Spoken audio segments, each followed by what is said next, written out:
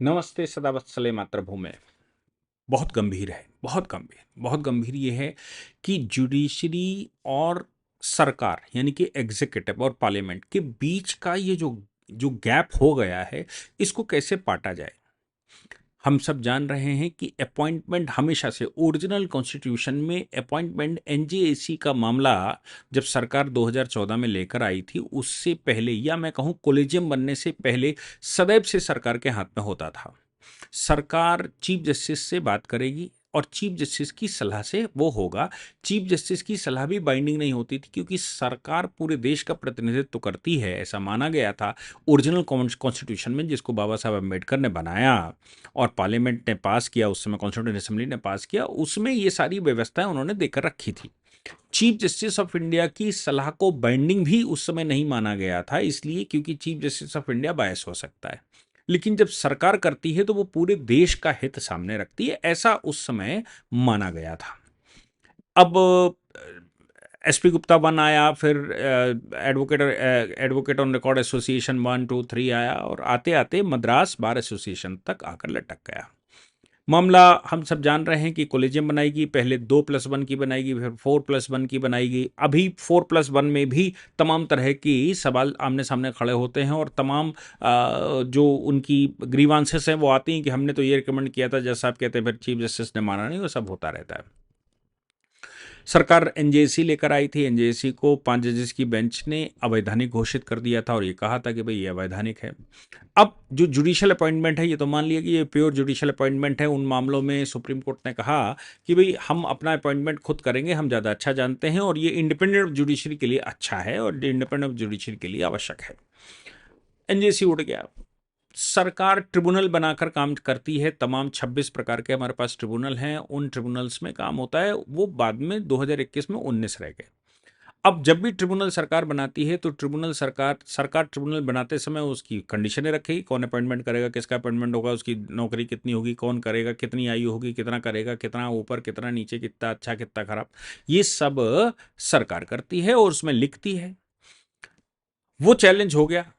Supreme court ने कहा कि भाई ट्रिब्यूनल्स में रिफॉर्म की ज़रूरत है और ये हम कंडीशनें बनाए दे रहे हैं। जो ट्रिब्यूनल्स की रिफॉर्म की ज़रूरत थी उसको लेकर सरकार ने 2021 में ट्रिब्यूनल बना दिया, ट्रिब्यूनल रिफॉर्म एक्ट बना दिया 2021। ट्रिब्यूनल रिफॉर्म एक्ट फिर से चैलेंज हो गया इस आधार पर कि सुप्रीम कोर्ट की वेरियस डायरेक्शंस पहले जो थी उसके इतर, उससे परे सरकार ने ये पास कर लिया, जिसमें कि सुप्रीम कोर्ट की डायरेक्शन का पालन नहीं किया गया है। और सुप्रीम कोर्ट की डायरेक्शन का चूंकि पालन नहीं किया गया है या सुप्रीम कोर्ट ने जो कहा था उससे इतर कुछ चीजें दूसरी रख दी गई हैं या बिल्कुल डिट्टो वैसा ही नहीं कि अपॉइंटमेंट कमेटी, स्क्रीनिंग कमेटी, वो सब डिफर है। सुप्रीम कोर्ट के चीफ जस्टिस, आज के चीफ जस्टिस जो रिटायर होने वाले हैं कुछ दिन पहले, उनकी अदालत में ये मामला था। वो आपने वो वाला याद हमको हो गई कि वेंकटरमणी साहब नहीं आए, उन्होंने टाइम मांग लिया था, वो किसी इंटरनेशनल ट्रिब्यूनल में व्यस्त थे, इंटरनेशनल आर्बिट्रेशन में व्यस्त थे, जो सरकार उसमें इन्वॉल्व थी। तो उन्होंने ये बात जेन्युइनली कही थी कि भाई मैं आज नहीं आ सकता। रात में उन्होंने मैसेज किया था। चीफ जस्टिस ने उस समय टिप्पणी भी करी थी, क्या मेरे जाने का इंतजार कर रहे हैं, क्या मेरे जाने के इंतजार की वजह से ये सब कर रहा है। उनके पास इतनी बड़ी टीम होती, इतनी बड़ी टीम होती है और इतनी बड़ी टीम के बावजूद ऐसे उन्होंने रात में मैसेज किया और ये हो गया। वो टिप्पणी हमने सबने सुनी थी, बड़ी भयंकर टिप्पणी दी थी। हालांकि उस टिप्पणी पर मैंने डिटेल्ड एक्सप्लेनेशन उस समय दिया था और वो वीडियो मैं कोशिश करूंगा अगर मिल जाती है तो उसका लिंक नीचे डिटेल में लगा दूं, क्योंकि उसको दोबारा जाने की, उस पर जाने की जरूरत नहीं। लेकिन आज डिसीजन आया। डिसीजन में कुछ 4-5 चीजें जो बड़ी खतरनाक कही गई। वो ये कहा गया भाई इंडिपेंडेंट, अब ट्रिब्यूनल, पहले ट्रिब्यूनल को समझ लीजिए। ट्रिब्यूनल डिस्ट्रिक्ट मैजिस्ट्रेट से लेकर या तहसीलदार से लेकर, तहसीलदार जो होता है वो ट्रिब्यूनल वहां से लेकर, और पार्लियामेंट का जो जो स्पीकर और चेयरमैन रहता है वो भी जब जिस समय निर्णय लेता है उस समय ट्रिब्यूनल की तरह ही काम करता है। ये जो 19 ट्रिब्यूनल इस समय हैं, जो पहले 26 हुआ करते थे, 19 ट्रिब्यूनल, जिसमें ग्रीन ट्रिब्यूनल आता है, जिसमें इनकम टैक्स का ट्रिब्यूनल आता है, जिसमें ये तमाम मतलब बहुत सारे ट्रिब्यूनल हैं। ये ट्रिब्यूनल पहले भी, इनके अलावा भी ये जो जितने जजमेंट करने वाले लोग हैं, क्वासी जुडिशियल बॉडी जितनी भी है, वो सब जजमेंट ही करते हैं और वो सब ट्रिब्यूनल की तरह ही काम करते हैं। उसमें मैंने जैसे आपका कहा कि भाई रेवेन्यू का मामला है तो रेवेन्यू बोर्ड तक जाता है, तहसीलदार से शुरू होकर रेवेन्यू बोर्ड तक उसमें डिसाइड करता है। लैंड की प्रॉपर्टी, एग्रीकल्चर लैंड का मामला है, तहसीलदार से शुरू होता है और तमाम ट्रिब्यूनल पे उसमें बैठते हैं, तमाम तरह की उसमें डिसीजन देते हैं। ट्रिब्यूनल रिफॉर्म एक्ट जब सरकार लाई तो उसको चैलेंज होने के बाद सुप्रीम कोर्ट ने आज जो निर्णय दिया, उन्होंने कहा कि भाई ये इंडिपेंडेंस जुडिशरी के लिए आवश्यक है। इंडिपेंडेंट जुडिशरी के लिए ये आवश्यक इसलिए है क्योंकि आप अपॉइंटमेंट की जो शक्ति, जो ट्रिब्यूनल ने जो स्क्रीनिंग कमेटी बनाई थी उसमें चीफ जस्टिस, कंपेनियन जजेस और बाकी लोग भी थे, मतलब सरकार के लोग भी थे, बिल्कुल वैसे ही जैसे एनजेएसी में थे। अब ट्रिब्यूनल में भी, मतलब ट्रिब्यूनल जो क्वासी जुडिशियल बॉडी होती, प्योर जुडिशियल बॉडी नहीं होती, ट्रिब्यूनल में भी सुप्रीम कोर्ट ने आज ये कहा कि जो अपॉइंटमेंट का आपका चक्कर है, हमारी वेरियस डायरेक्शन के बावजूद, सुप्रीम कोर्ट की वेरियस डायरेक्शंस के बावजूद जब आपने ये कानून पास किया तो उनका उल्लंघन किया। अब सवाल ये भी है कि सरकार, चीफ जस्टिस ने ये भी पूछा था कि क्या मेरे पहले के आदेश जो हैं, मतलब सुप्रीम कोर्ट ने जो पहले आदेश किए थे, उनको सरकार को बदलने का राइट है क्या? वो अगर कोई कानून लाते हैं तो क्या मेरे जो सुप्रीम कोर्ट के डायरेक्शन हैं उन डायरेक्शंस को वो सुपरसीड कर सकते हैं? ये तो जाहिर सी बात है, पूरे संसार में कानून यही कहता है कि वो सुपरसीड, पार्लियामेंट को फुल पावर होती है। धनखड़ साहब हट गए, इस्तीफा दे गए, धनखड़ साहब लगातार स्टेटमेंट दे रहे थे, मुझे लगता है कि उनको फिर से निकलकर बाहर आना चाहिए और उनको कहना चाहिए। उस समय जुडिशरी को भी लगने लगा था कि धनखड़ बिल्कुल पीछे पड़ गए, लेकिन वो दुर्भाग्य है कि धनखड़ साहब चले गए। लेकिन इन मामलों में सुप्रीम कोर्ट ने यह कहा कि इंडिपेंडेंस ऑफ जुडिशरी के लिए ट्रिब्यूनल के अपॉइंटमेंट पूर्ण रूप से सरकार के पास होने चाहिए, पूर्ण रूप से चीफ जस्टिस के पास होने चाहिए। चीफ जस्टिस ऑफ कोलेजियम ही उसके अपॉइंटमेंट करेगी। अभी चीफ जस्टिस ऑफ कोलेजियम केवल हाई कोर्ट, सुप्रीम कोर्ट के अपॉइंटमेंट करती थी, अब सारे ट्रिब्यूनल की भी अपॉइंटमेंट वो करेगी। इंडिपेंडेंस ऑफ जुडिशरी के लिए आवश्यक है। फिर वो जो वर्किंग कंडीशन अपॉइंटमेंट के लिए सरकार ने बना दी थी रिफॉर्म्स एक्ट में, वो वर्किंग कंडीशन भी सब आपने कॉन्ट्रावेंट कर दी और आपने हमारे द्वारा पारित किए गए कानून को, हमारे द्वारा बनाई गई डायरेक्शंस को सुपरसीड कर दिया, आपने ये कर दिया, आपने वो तमाम तरह की बातें करी।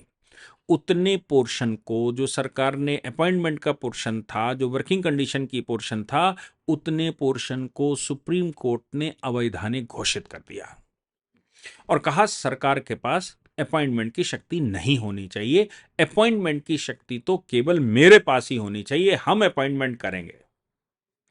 अब आप सोच लीजिए, अब इसका एक्सटेंशन ये हो सकता है कि लोकसभा का स्पीकर जिस समय वो वहां निर्णय लेता है, जिस समय वो योग्यता अयोग्यता संसद के अंदर के प्रिविलेज कमेटी का डिसीजन होता है, तो वो ट्रिब्यूनल की तरह काम करता है। उसका अपॉइंटमेंट भी, इंडिपेंडेंट जुडिशरी के लिए उसका अपॉइंटमेंट भी अब चीफ जस्टिस को करना चाहिए।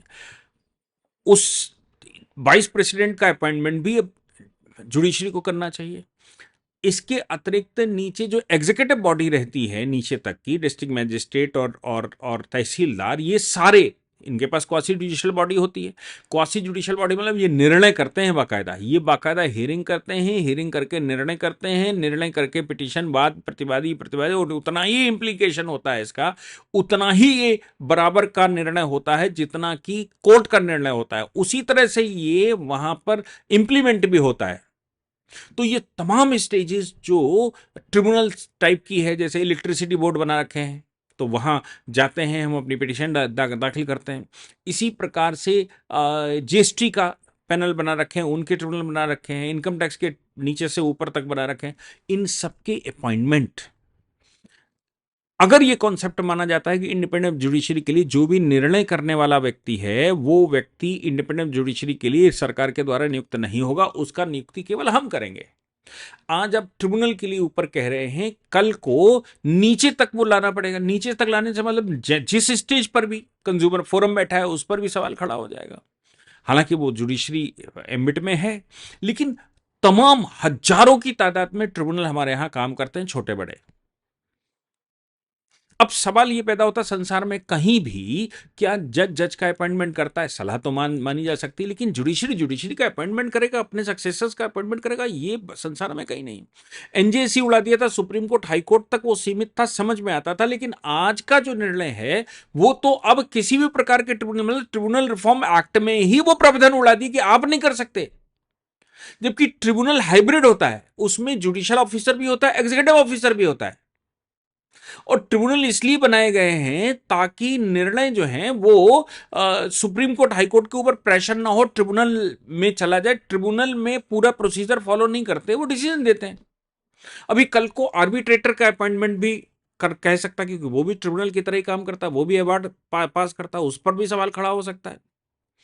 फिर निर्णय जो जो लेगा, जुडिशियल निर्णय या क्वासी जुडिशियल निर्णय या एग्जीक्यूटिव निर्णय, उन सबको वो सब, उनमें से बहुत सारी शक्तियां ट्रिब्यूनल की तरह होती हैं, क्या उन सब में यही फार्मूला लगेगा?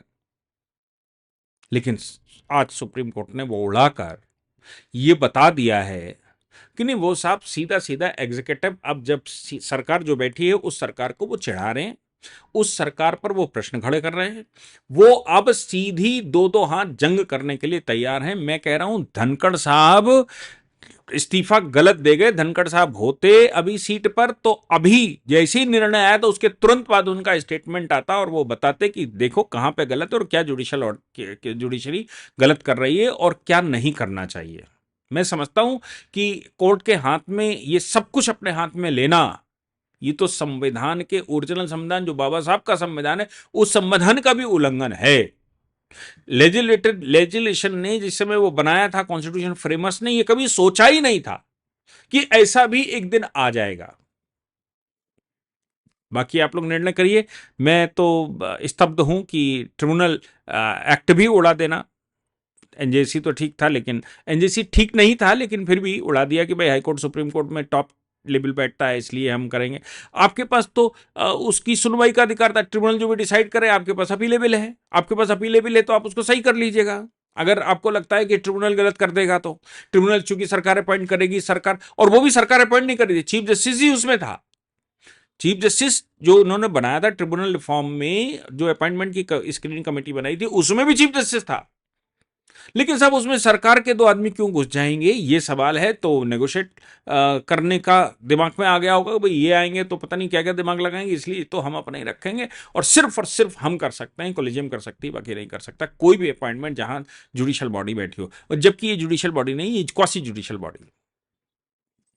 आप लोग तय करिए, सरकार इस पर रिव्यू डालती है या क्या करती है वो तो सरकार तय करेगी, लेकिन देश को भी तय करना पड़ेगा कि वाकई में हमारे देश में चल क्या रहा है। जय हिंद, जय भारत, वंदे मातरम।